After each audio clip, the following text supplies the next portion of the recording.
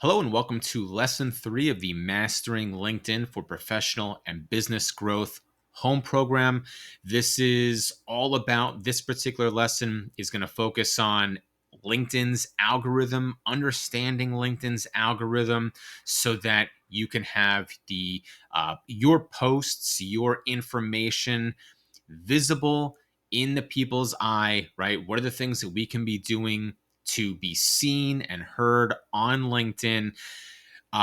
Just a quick update. This particular lesson, lesson 3.1, is more of a lecture. So there aren't any screenshots or visuals where you need to be following along in the event that you need to get up from your desk, or maybe you're not looking at your phone. That's okay. Just listen to what I have to say. This is all about LinkedIn's algorithm and the things that you can do to influence the algorithm to increase visibility. All right, let's get into it. So, one of the factors would be content relevance. Okay, LinkedIn is going to prioritize content that is relevant to the user. It's going to assess things like the content topic. Is it what kind of what's the industry relevance? All right. It also looks at the engagement history of the user. So let's say in the past you were constantly engaging with one particular content creator, or you were looking up and you were always engaging and commenting on information from this particular company, or you were so interested in health and wellness tips and tricks and strategies from health gurus. Because you engaged with that information heavily in the past, LinkedIn is going to consider that and continue to put that type of information in front of you. All right. So it will weigh the relevance of the content and what kind of content you've engaged with in the past. So when you're sharing your content, when you're putting your information out there, you want to make sure that you're putting out your best stuff. You want to make sure that your information is value based, talking about your insights, industry news, your best tips, your tricks. If you've got advice to share, that's the kind of information that LinkedIn wants to see. That's the kind of information that LinkedIn is going to prioritize. This isn't the platform. Yes, it's a social media channel, but it's not the platform for silly cat videos, or maybe your family barbecue, or the pool party, you and your buddies hanging out. That type of content is great for a Facebook or an Instagram. All right.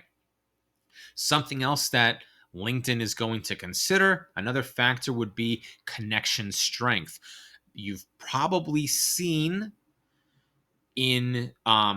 by the bio area of different people in your network, you've seen like a 1 or a 2 or a 3. That's your connection level. Okay, the degree of the connection. So if I send you a connection request and you accept, we've both entered into the agreement of connecting. You and I are first level connections. Now a second level connection would be if you and I are connected, but you're connected with Bob and I'm not. That's a second degree connection, and so on and so forth. So the connection strength is another factor it will consider. You are more likely to see content from first level connections than you are second, third, fourth, so on and so forth. All right.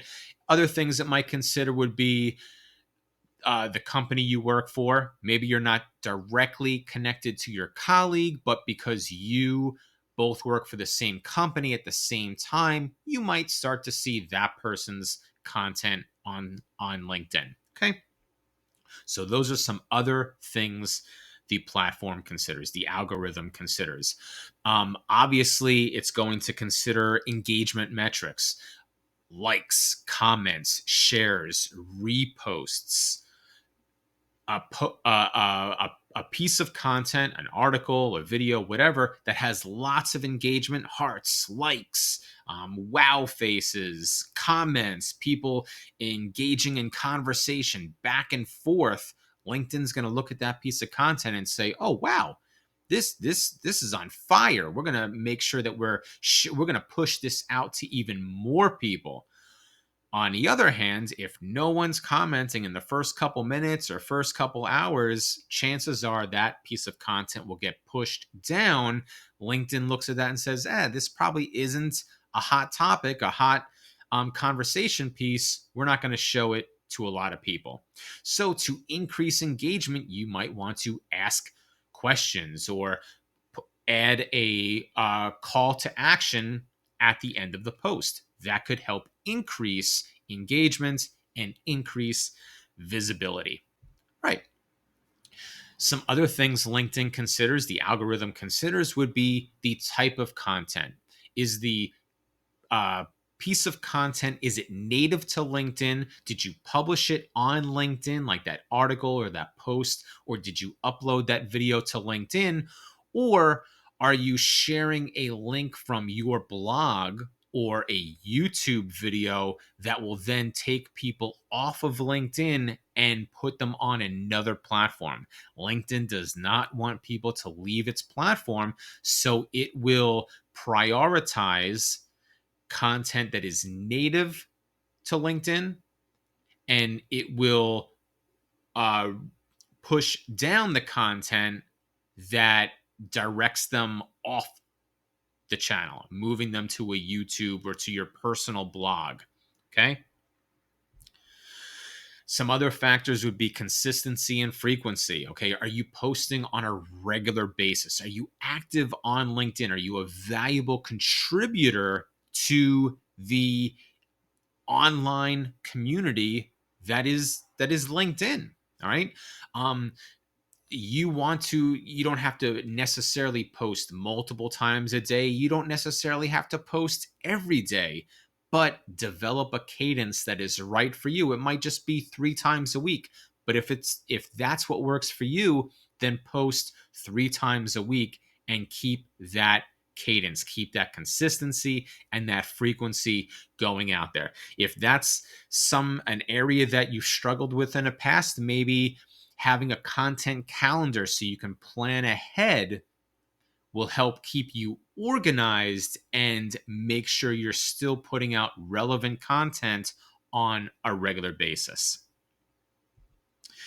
Some other things that LinkedIn factors in would be, are you participating in current conversations? All right.